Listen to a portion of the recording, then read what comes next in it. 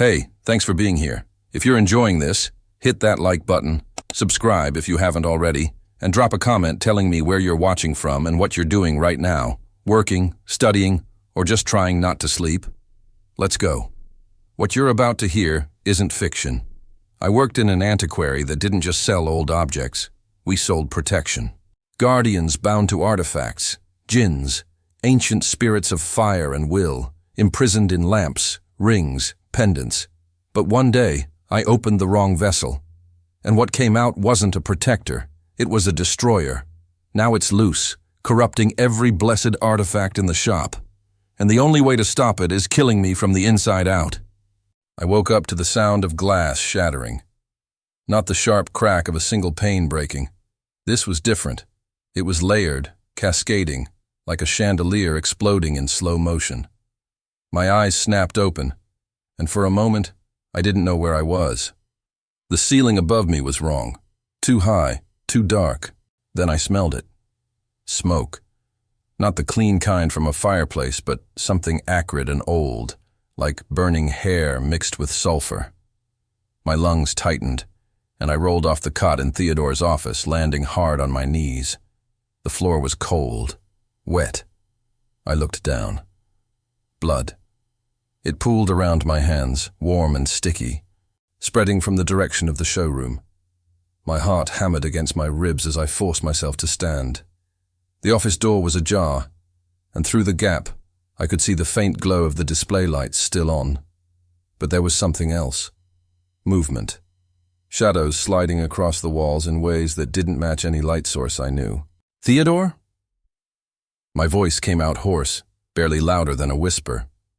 No answer. I pushed the door open wider, and the smell hit me like a fist. The showroom was destroyed. Every display case had been shattered from the inside out, glass glittering across the hardwood floor like a field of broken stars. The artifacts, lamps, rings, chalices, daggers were scattered everywhere, some still glowing faintly with the residual energy of the Djinns they contained. And in the center of it all, crumpled against the base of the main display, was a body. I knew who it was before I reached him, the customer, the one who'd come in just before closing, asking about protective charms. Middle-aged, balding, wore a wedding ring. He'd seemed nervous, kept glancing over his shoulder like he expected something to follow him inside. Now he wasn't nervous anymore. His chest had been caved in, ribs jutting out at angles that made my stomach twist. His eyes were still open, staring at the ceiling, and his mouth was frozen in a scream that never made it out. Blood covered his shirt, soaking into the Persian rug beneath him. I stumbled backward, my heel crunching on glass, and that's when I saw it. The urna. It sat on the counter where I'd left it, the ceramic surface still intact, but the wax seal around the lid completely melted away. The Arabic inscriptions that had covered every inch of it were now dark, almost black, as if they'd been burned from the inside. Smoke still curled from the opening, thin and gray, dissipating into the air. I'd opened it, hours ago, right in front of the customer. The memory came rushing back, jagged and incomplete. He'd pointed to the urna, asked what it was. I'd told him I didn't know. It had been left on the doorstep 3 days prior. No note, no invoice, nothing. Theodore hadn't even logged it yet. But the customer had been insistent, said he could feel something powerful inside, said it was calling to him. I should have refused. I should have told him to come back another day after Theodore had a chance to examine it properly. But I'd been working at the antiquary for 2 years, and I'd opened dozens of sealed artifacts before. It was part of the job. You break the seal, the Djinn manifests, you explain the terms, and the customer decides if they want to bond with it. It was supposed to be routine. But the moment I'd pried the lid off, I knew something was wrong. The smoke that poured out wasn't the usual silver-white mist of a protective Djinn. It was black, thick, moving with intention. It coiled around the urna like a serpent, and then it lunged, not at me, but at the customer. He'd screamed. I remembered that.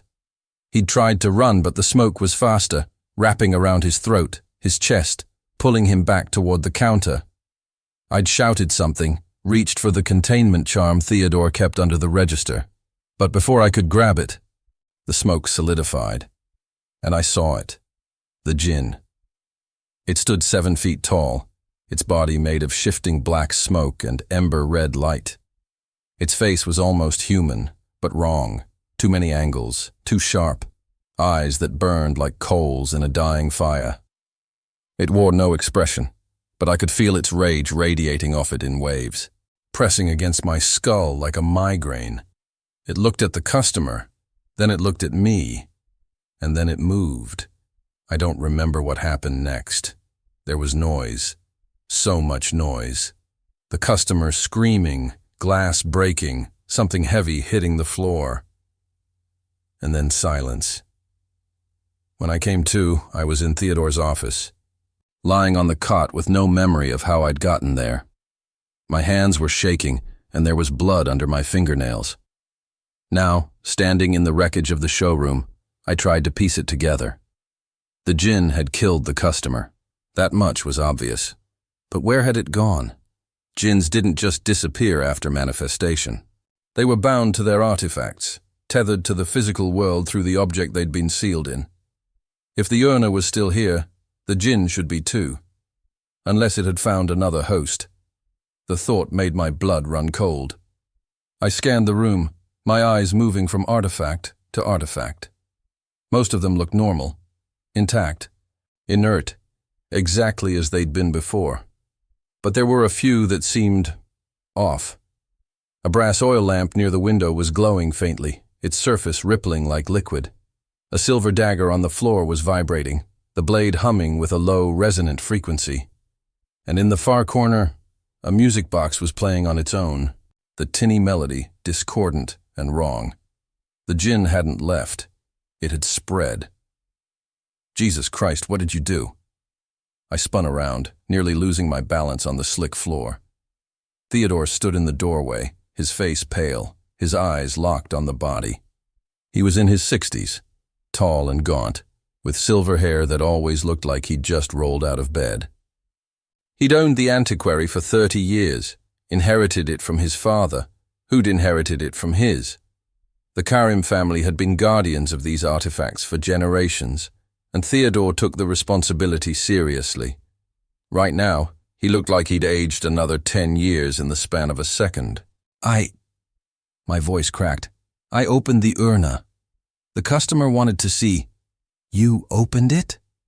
Theodore's voice was low, dangerous. He stepped into the room, his shoes crunching on glass, and knelt beside the body. He didn't touch it, just stared, his jaw working like he was chewing on words he didn't want to say. This urna wasn't catalogued. It wasn't blessed. It wasn't even supposed to be in the showroom. I didn't know. You didn't know because you didn't ask. He stood, turning to face me, and for the first time since I'd started working here, I saw fear in his eyes. Do you have any idea what you've done? I opened my mouth to respond, but he cut me off with a sharp gesture. The Djinns we keep here are bound by ancient contracts. They serve, they protect, they follow rules that were written long before either of us were born. But there are others, exiles, revenants, entities that were cast out for breaking those rules. They're not protectors, they're destroyers. And when you opened that urna, you didn't release a guardian. He pointed at the ceramic vessel still sitting on the counter. You released a weapon. The words hung in the air, heavy and suffocating. I wanted to argue, to tell him it was an accident that I'd had no way of knowing, but the look on his face stopped me. Where is it now? Theodore's voice was barely above a whisper. I swallowed hard. I think it jumped. Into the other artifacts. Theodore closed his eyes, his hands curling into fists at his sides. For a long moment he didn't move, didn't speak. Then, slowly, he walked to the counter and picked up the urna, turning it over in his hands. The inscriptions were almost completely black now, the ceramic surface cracked in places. It's corrupting them, he said quietly. Every artifact it touches, every djinn it encounters, it's turning them, twisting them into something like itself. How do we stop it? Theodore set the urna down and looked at me, and I saw something in his expression that made my stomach drop. Pity. There's only one way, he said. The Anil urna, the ring vessel. It was forged centuries ago for situations like this, when a djinn goes rogue, when it can't be reasoned with or contained through normal means. The ring has the power to pull a djinn back into its original vessel, no matter where it's hidden. Okay, I said, relief flooding through me. So we use it. We trap the djinn again, seal it back in the urna, and... It's not that simple. Theodore walked to the back of the showroom, to a locked cabinet I'd never been allowed to open. He pulled a key from his pocket and turned it in the lock, the mechanism clicking softly. When he opened the door, I saw rows of small velvet boxes, each one labeled with dates and names I didn't recognize. He pulled out one of the boxes and brought it back to the counter, setting it down between us. Inside was a ring. It was simple, almost plain. A band of tarnished silver with a single black stone set in the center. But as I looked at it, I felt something twist in my chest, a cold, creeping sensation that made me want to step back. The Anil urna doesn't just contain, Theodore said, his voice flat. It consumes. Every time you use it, it takes a piece of you. Your essence, your soul, if you believe in that sort of thing. It uses that energy to power the binding, to forcefully pull the djinn back into its prison. He met my eyes. I've used it 17 times over the past 30 years, and every time, I lost a little more of myself, my memories, my emotions, my ability to feel anything other than the weight of what I've done. I stared at the ring, my mouth dry. There has to be another way. There isn't. Theodore's voice was firm, final. If we don't stop this djinn, it will corrupt every protective spirit in this shop. And when it's done here, it'll move on, to other antiquaries, other guardians. It won't stop until it's twisted every djinn on this plane into a reflection of itself. He picked up the ring and held it out to me. You opened the urna. You released it. Now you have to be the one to put it back. I didn't want to take it. Every instinct I had screamed at me to refuse, to walk away, to let someone else deal with this mess. But I thought about the customer, his body still cooling on the floor. I thought about the corrupted artifacts scattered around the room, glowing and humming with malevolent energy. I thought about what would happen if I did nothing. Slowly, I reached out and took the ring from Theodore's hand. The moment my fingers touched the silver, I felt it. A pull, deep and insistent, like something inside me was being drawn toward the stone. The coldness in my chest intensified, spreading through my veins, and for a split second I heard a voice, distant, distorted, barely audible. Yes! I yanked my hand back, and the sensation cut off like a severed wire. The ring clattered onto the counter, spinning once before coming to rest. Theodore watched me, his expression unreadable. It knows you now. It's marked you as its wielder. From this moment on, you're bound to it, just as much as the djinn will be. What if I don't use it? I asked, my voice shaking. What if I just leave it here? Then the djinn wins, and eventually, so does the ring. Theodore picked it up and held it out again. This isn't a choice, son. It's a responsibility. One I should have warned you about before I ever let you work here. But now it's yours. I took the ring again, this time forcing myself to hold on despite the pull. It felt heavier than it should, like it was made of lead instead of silver. I slipped it onto my right hand, and it resized itself instantly, tightening around my finger until it fit perfectly. The coldness spread further, crawling up my arm and into my shoulder. I gasped, my knees buckling, and Theodore caught me before I hit the floor. Breathe, he said, his voice steady. It's adjusting to you. It'll pass. But it didn't feel like it would pass. It felt like something was burrowing into me, carving out a space inside my chest where it could nest. I could feel it moving, exploring, learning the shape of my soul. And then, as suddenly as it started, it stopped. I straightened, pulling away from Theodore, and looked down at the ring. The black stone was glowing faintly now, pulsing in time with my heartbeat.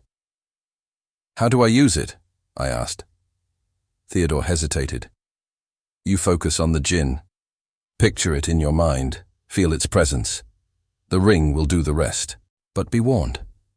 The more powerful the Djinn, the more it will take from you. And this one..." He glanced at the urna. "This one is ancient, strong. Using the ring on it will hurt. A lot." "Great," I muttered. Theodore placed a hand on my shoulder, his grip firm. "I'm sorry. I should have been more careful. Should have kept that urna locked away until I could examine it properly. But it's done now. All we can do is fix it." He turned and walked toward the door, pausing at the threshold. "Get some rest. We'll start searching for the Djinn in the morning. And whatever you do, don't take that ring off. If you do, the bond will break, and you'll never be able to use it again." "Theodore." He looked back at me. "What happens if I use it too many times? If I lose too much of myself?" He didn't answer right away.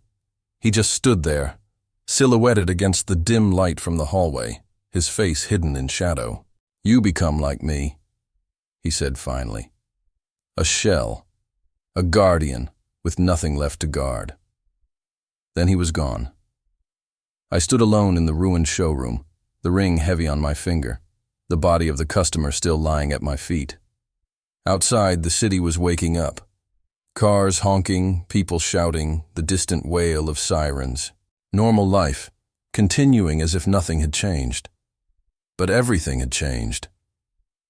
I looked down at the ring, at the black stone pulsing with stolen light. And deep inside my chest, in the hollow space the ring had carved out, I felt something stir, something that wasn't me. I didn't sleep that night. Every time I closed my eyes, I saw the customer's face frozen in that silent scream, and beneath it, the Djinn, liquid and deliberate, its ember eyes locked on mine. The ring felt heavier with each passing hour. By 3 in the morning, the coldness had spread up my entire arm, a creeping frost that made my joints ache. There was something else too, a presence, like someone standing just behind me. I sat up on the cot in Theodore's office, my shirt damp with sweat. The showroom beyond was dark, the display lights extinguished. We'd spent hours cleaning after the police left. Theodore had called it a break-in gone wrong. The officers bought it. But I couldn't stop thinking about his words. "You become like me, a shell." The ring's black stone pulsed with its own heartbeat, a dim red glow in the darkness. "What are you?" I whispered. The stone pulsed brighter, and I felt something shift inside my chest. Wrong. Like a piece of me had been moved, creating a gap where it used to be. I stood and moved to the door. The showroom was still, but the wrongness lingered. The artifacts looked normal at first. The brass lamp dark, the silver dagger silent, the music box closed. Then I heard it. Ticking. A grandfather clock against the back wall, its pendulum swinging despite being broken for 15 years. The hands spun backward, counterclockwise. Smoke seeped from the seams. The Djinn had moved. I placed my palm against the wood, and the world tilted. A desert stretched endlessly under a blood-red sky. The air seared my lungs, tasting of ash. Pillars of smoke rose in the distance. At the center stood the Djinn, towering and solid. "You wear the shackle," its voice vibrated through my bones. "But it does not bind me, it binds you." My throat was too dry to respond. It moved closer, heat radiating in waves. "I was cast out for refusing to bow, and now you dare to chain me again?" Smoke-like fingers curled around my ribs. Crushing pressure. Something cracked inside me, Not physical, but deeper. The ring will consume you long before you consume me. The vision cut off. I was back in the showroom, gasping. My chest ached. The ring glowed brighter, the clock silent. The front door opened. A woman stepped inside, late 20s, dark hair in a braid, sharp eyes, leather jacket, jeans, worn boots. She carried a leather satchel. "You must be the one Theodore called about," she said with a Middle Eastern accent. "I'm Layla Haddad. He said there was an incident." "Theodore called you?" "An hour ago. Said he needed someone who could read Old Arabic. Containment inscriptions specifically." She set her satchel on the counter, pulling out ancient volumes. "I'm a linguist. Religious texts, occult manuscripts. We've worked together before." She put on white gloves and examined the urna, tracing the blackened inscriptions with a magnifying glass. "Pre-Islamic, Nabatean script, but these symbols—" She looked up. "These aren't containment seals, they're exile marks. What's the difference? Containment is forced imprisonment. Exile means it was cast out by its own kind for breaking their laws. Murder, corruption, rebellion." She paused. "Whoever created this didn't want containment. They wanted to ensure it could never return home." I told her about the corruption. She examined the grandfather clock. "It was here, but it's moved on." Her eyes narrowed. "What artifact would give it the most power?" "The lamp of Suleiman. In the storage room. In the—" The glass case lay shattered. The lamp glowed with ember-red light. "No." The lamp exploded into smoke, thick, black, filling the room. Layla cried out. I stumbled blind through the heat. The Djinn emerged, larger, more solid. The lamp had strengthened it. "You came back. Good. I wanted you to see this." Smoke swirled into faces. Dozens of anguished, screaming spirits. "Every Djinn here will become like me, every protector a destroyer, until there is no protection left." "Why?" "Your kind enslaved mine, forced us to serve. You call us guardians, but we are prisoners. I will free them all." I raised the ring, coldness surging through me. "Then I'll stop you. The anal urna is a leash, child, and you have already placed it around your own neck." I focused, pictured the Djinn, pulled. White-hot pain exploded through me. My blood boiled, nerves on fire. I screamed but didn't let go. Something gave. The Djinn roared, flickering. Smoke receded toward the shattered lamp. Then the pain doubled. I fell, vision blurring. The ring took its price, a piece of my essence torn away and consumed. I saw flashes, desert nights, fire beings passing judgment, exile, a name spoken with fear, Azrak, the blue flame. Azrak shrieked, windows shattered, the connection broke. I collapsed, blood dripping from my nose. The lamp went dark. "Are you okay?" Layla helped me up. It moved again. "I know." She opened one of her books, pages covered in dense script. "When a Djinn is exiled, it can't survive indefinitely here. It needs a powerful anchor." "Like the lamp of Suleiman." "Exactly, but it can't stay anchored forever." "Stay. Eventually the strain fractures the artifact." She showed me a diagram. "It's searching for the perfect vessel." I looked at the ring. The urna. It's trying to get back. "If it anchors there again, you can't force it out, not without destroying the vessel." "Then we destroy it." "We can't." She pointed to warnings in red ink. "Destroy the exile vessel while it's active, and you'll release it completely. No anchor, no limitations." Footsteps behind us. Theodore stood in the doorway, ashen and trembling. He looked decades older. "I'm sorry," he whispered. He was holding the urna. "Theodore, what? I can't do this anymore." "Do?" 30 years. 30 years of watching them suffer, using that ring, losing myself until there's nothing left." Tears streamed down his face. "I thought if I could pass it on, I'd finally be free." "You brought the urna here?" Layla's voice sharp with alarm. Theodore looked at us with hollow eyes. It was never hiding. It was waiting for me to bring it home. The urna began to glow, inscriptions lighting up. From deep in the storage room, laughter. Yes! Theodore dropped the urna. It shattered. The pieces didn't release the Djinn. They burned to ash. The ash rose, swirling, forming Azrak's shape, more solid than ever. It was smiling. Now I am free. Theodore stumbled back, horrified. The ring on my finger burned ice cold. I looked down and saw cracks forming in the black stone. It was breaking. Layla grabbed my arm. We need to leave, now. But I couldn't move. I stared at Theodore, the man who'd taught me everything. The man who'd just doomed us all. Azrak moved toward him, slow and deliberate. Please, Theodore whispered. I just wanted it to end. It will, Azrak said. For you. The Djinn reached out and Theodore screamed. Smoke filled Theodore's lungs before he could scream again. I watched, frozen, as Azrak's essence poured into my mentor's mouth. Nose, eyes, every opening becoming a gateway. Theodore's body convulsed, his back arching at an unnatural angle, and then he went rigid. When his eyes opened again, they burned with that familiar ember light. He begged for release, Azrak said, using Theodore's voice. I have granted it. Layla yanked me backward, breaking my paralysis. Move!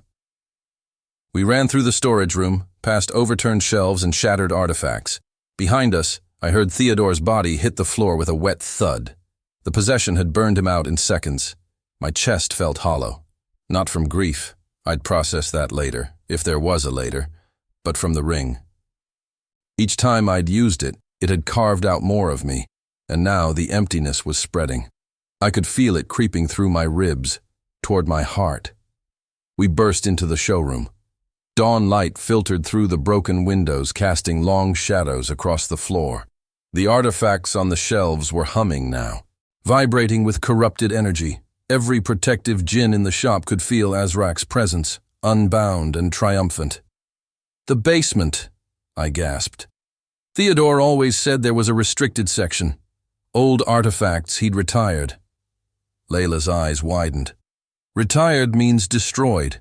If he used the ring that many times, there might be something we can use. We found the basement door behind the main counter, hidden beneath a Persian rug. It was locked, but the key was still on Theodore's ring, the one he'd left in the office. My hands shook as I fitted into the lock. The door swung open onto darkness. The smell hit me first. Old incense, copper, and something else. Decay. Not physical rot, but spiritual. The air itself felt dead, drained of essence. I found a light switch, and bare bulbs flickered to life along the ceiling. The basement was larger than the showroom above. Rows of shelves stretched into the shadows, each one lined with artifacts. But these weren't like the ones upstairs. These were broken. Cracked lamps, shattered rings, torn scrolls. Each one had been a vessel for a Djinn, and each one had been destroyed when Theodore used the Enel urna. My God, Layla whispered. There are hundreds. I moved deeper into the basement, the ring on my finger pulsing in rhythm with my heartbeat. The black stone was almost completely fractured now.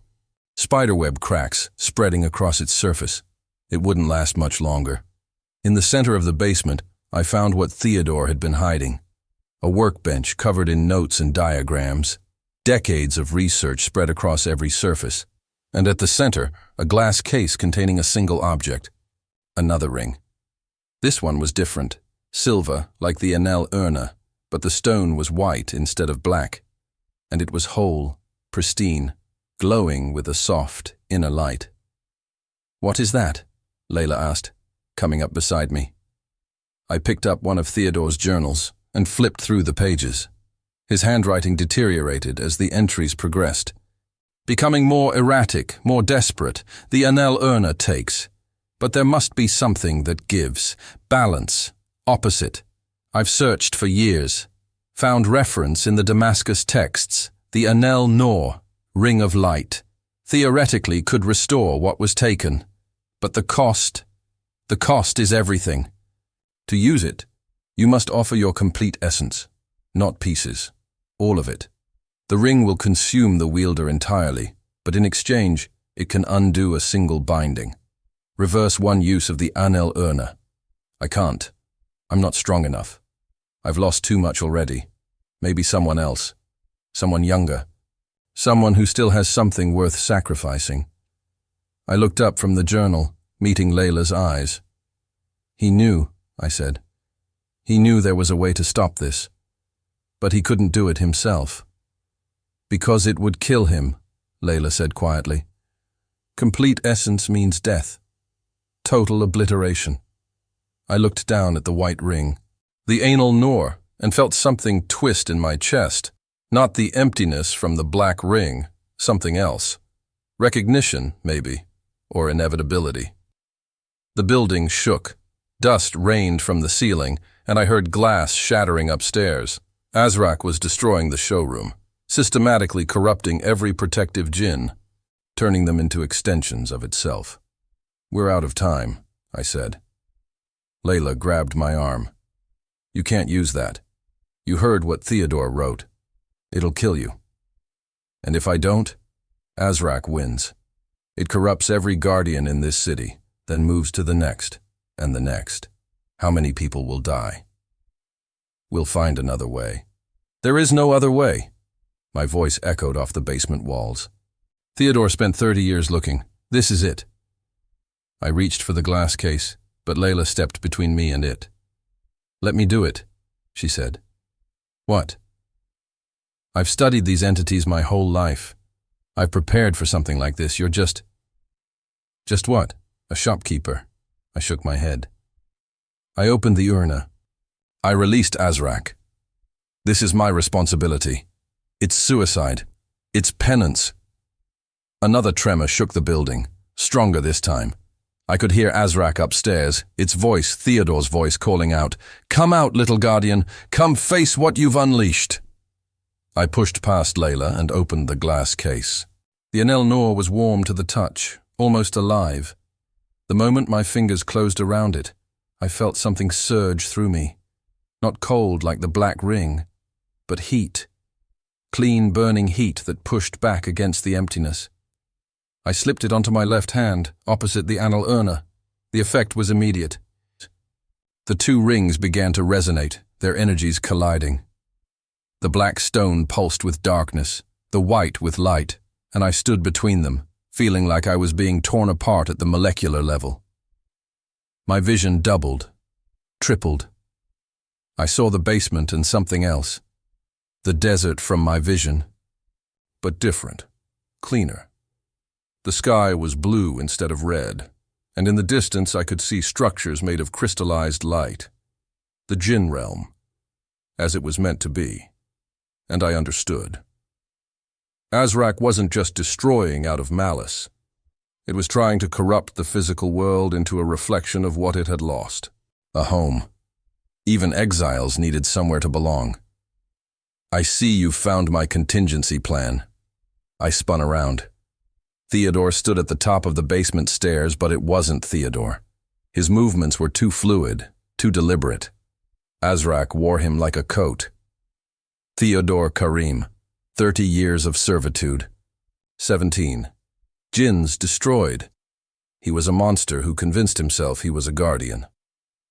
He was trying to protect people, I said. By enslaving my kind, by forcing them into objects, binding them to mortal will.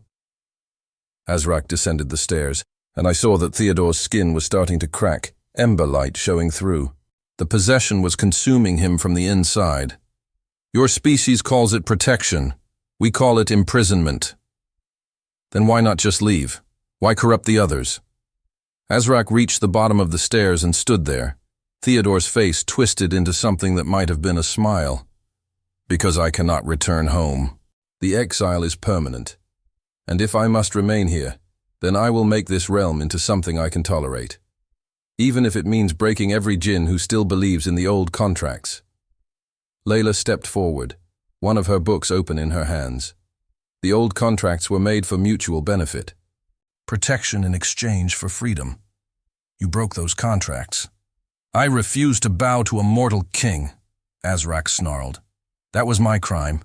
Suleiman demanded absolute obedience, and I would not give it. So they cast me out, made me wander for millennia until some fool gave me a new prison. The urna. Someone had captured Azrak and sealed it away, not as a protective djinn, but as a warning, a cautionary tale locked in ceramic, until I opened it. I'm sorry, I said, and meant it. I'm sorry you were exiled. I'm sorry you were imprisoned, but I can't let you destroy everything. Then try to stop me. Azrak lunged. I raised both hands, the two rings blazing to life. The Enel urna pulled, trying to bind Azrak back into what? The urna was destroyed. There was no vessel. But the Enel Nur pushed back, its energy pouring into me, filling the hollow spaces the black ring had carved out. And in that moment, I understood what Theodore had meant. The cost is everything. The Enel Nur didn't just restore, it transformed. It could turn a human into a vessel. I could become Azrak's prison. Layla, I said, my voice steady. Get out of here. What are you? Go. She hesitated for one more second, then ran for the stairs. Azrak tried to intercept her, but I channeled both rings simultaneously, and the Djinn stopped, pinned by competing forces. What are you doing? Something Theodore wasn't strong enough to do. I closed my eyes and let the Enel Nur consume me. It started in my chest, where the emptiness had been. The white ring poured its essence into that hollow space. But instead of filling it, it expanded it, made it larger, deeper, a void that could contain something. The Enel urna pulled harder, and I felt Azrak being drawn toward me.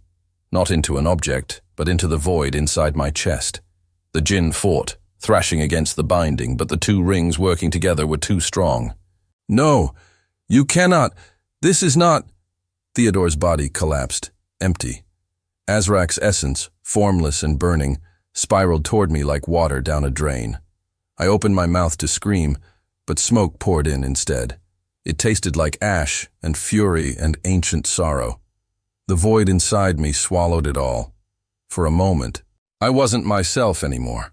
I was Azrak, standing before King Suleiman, refusing to kneel, feeling the weight of judgment. I was being torn from my home realm, cast into the void between worlds. I was trapped in the urna for centuries, rage and loneliness my only companions. I was everything Azrak had been, and I understood. Then the Enel Nur flared one final time. The void sealed. I fell to my knees, gasping. The rings, both of them, crumbled to dust on my fingers. The white one had consumed itself entirely. The black one, already fractured, simply ceased to exist. Silence. I was alone in the basement, surrounded by the wreckage of Theodore's life's work. Upstairs, I could hear Layla calling my name, but she sounded distant, like she was shouting from the other end of a long tunnel. I looked down at my chest, expecting to see something. A glow, maybe. A mark. But there was nothing. Just skin and bone and the faint outline of ribs. But I could feel it. Deep inside, where the void had been, there was something else now. Not emptiness. Not fullness either. Just presence. Azrak, contained but not destroyed. Trapped but not suffering. We were sharing the same space, the same body. And for the first time since this nightmare began, I heard a voice that wasn't trying to destroy me. Is this mercy? The words formed not in my ears, but directly in my mind. Azrak's voice, quieter now, almost uncertain. I don't know, I whispered. Maybe it's just the best I could do. The urna was isolation, darkness. This is different. You can feel what I feel, see what I see. Yes. Then you'll know I'm not enslaving you. I'm just keeping you from hurting anyone else. A pause. Then, The boy who opened my prison is now my prison. There is poetry in that. I didn't know if that was acceptance or resignation, and I was too exhausted to care. I forced myself to stand and climb the basement stairs on shaking legs. Layla was in the showroom, surrounded by artifacts that had stopped glowing. The corruption had ceased the moment Azrak was contained. She looked up when I emerged, her face pale. "You're alive," she breathed. "Technically."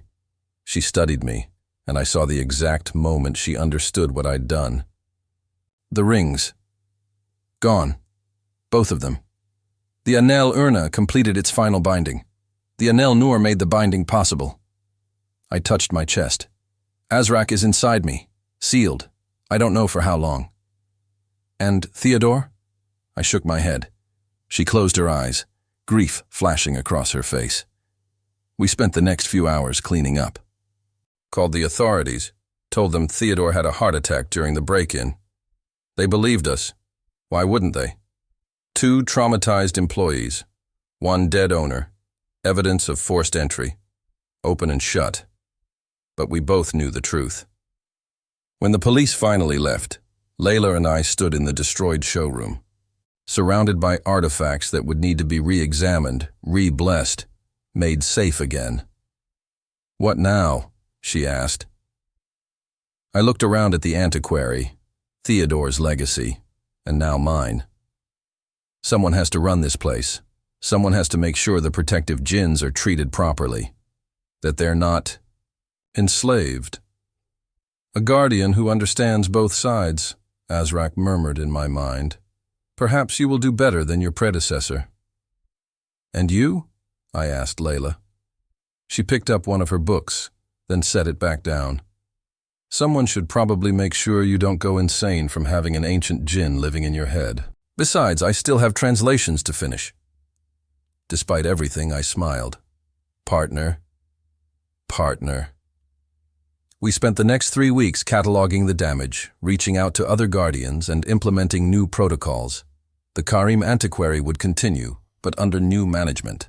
No more forced bindings. No more Anel Urna. The Djinns who chose to remain would do so willingly, and those who wanted release would be given it. It was during the 4th week that the package arrived. No return address, no note, just a wooden box, dark and weathered, with inscriptions carved into every surface. Inscriptions I didn't recognize. Layla examined it with her magnifying glass, her expression darkening. "This is Old Persian, pre-Zoroastrian. The symbols are..." She looked up at me. "This is a containment vessel, a strong one." Inside my chest, Azrak stirred. "I know this signature, these marks. There were others like me, other exiles." "How many?" I asked aloud. "Dozens, scattered across the world, sealed in vessels like the one that held me." I looked at Layla, and she looked at me, and we both understood. This wasn't over. It was just beginning. Somewhere out there, someone was opening boxes they shouldn't. Releasing things that had been locked away for good reasons. And if those things were anything like Azrak had been, angry, corrupted, desperate, then the world was in more danger than anyone realized. "We need to find them," I said. "All of them. Before someone else does. That could take years. Decades. Then we better get started. You would hunt my kindred." Azrak's voice held something I hadn't heard before. Hope, maybe. "I'd offer them what I'm offering you," I said quietly. "Understanding. Containment, yes. But not suffering. Not isolation. A chance to exist without destroying everything around them. And if they refuse?" I didn't answer. We both knew what would have to happen. That night I stood in the empty showroom, looking at the artifacts that lined the shelves. Each one contained a spirit, a being with its own history and grievances. For so long, guardians like Theodore had treated them as tools, as weapons to be deployed against darkness. But they were more than that. They were people, in their own way. Prisoners who'd been told their imprisonment was noble. No wonder Azrak had been so angry. "I'm sorry," I said to the room, to all the Djinns listening. "I'm sorry for what was done to you. I'm sorry I can't free you all. But I promise, that as long as I'm running this place, you'll be treated with respect, as partners, not slaves. The artifacts hummed softly, their glow brightening just a fraction. Acceptance, maybe, or at least acknowledgement. I felt Azrak shift inside me, and for the first time, there was no anger in its presence. Just curiosity. You are strange, little guardian. Most mortals would have destroyed me, given the chance. Destruction is easy, understanding takes work. Then I will try to understand you, as you try to understand me. It wasn't forgiveness, it wasn't even friendship, but it was a start. 3 months later, Layla and I were on a plane to Istanbul. Reports of a disturbance at an estate sale, artifacts being sold from a private collection, including several pieces with concerning provenances. One in particular caught our attention, a bronze mirror, supposedly cursed, with inscriptions that matched the ones on Azrak's urna. Another exile, another prisoner, and maybe, if we were lucky, another chance to do things right. As we flew through the night, I felt Azrak's presence in my chest, quiet but alert. We were hunting its kindred, but not to destroy them, to offer them what it had been offered. Choice, understanding, a chance to exist without causing harm. It wouldn't be easy. Some would refuse, some would fight, and some, I knew, would have to be contained by force, the way Azrak had been. But we had to try, because if we didn't, if we just kept imprisoning them, using them, treating them as tools, then we'd never break the cycle. We'd never stop creating more Azraks. The antiquary was more than just a shop now. It was a sanctuary, a place where the imprisoned could find something like peace. And I was its keeper, part human, part vessel, part guardian. The plane descended toward Istanbul, and I felt the familiar tug of the void in my chest. Another exile was out there, waiting. And we were coming, not as executioners, as emissaries. "Ready?" Layla asked beside me. I touched my chest, feeling Azrak's presence pulse once in acknowledgement. "Ready." The city lights glittered below us, and somewhere in those winding streets another story was about to begin. The burden was mine now, but I wasn't carrying it alone, and maybe, just maybe, that would make all the difference.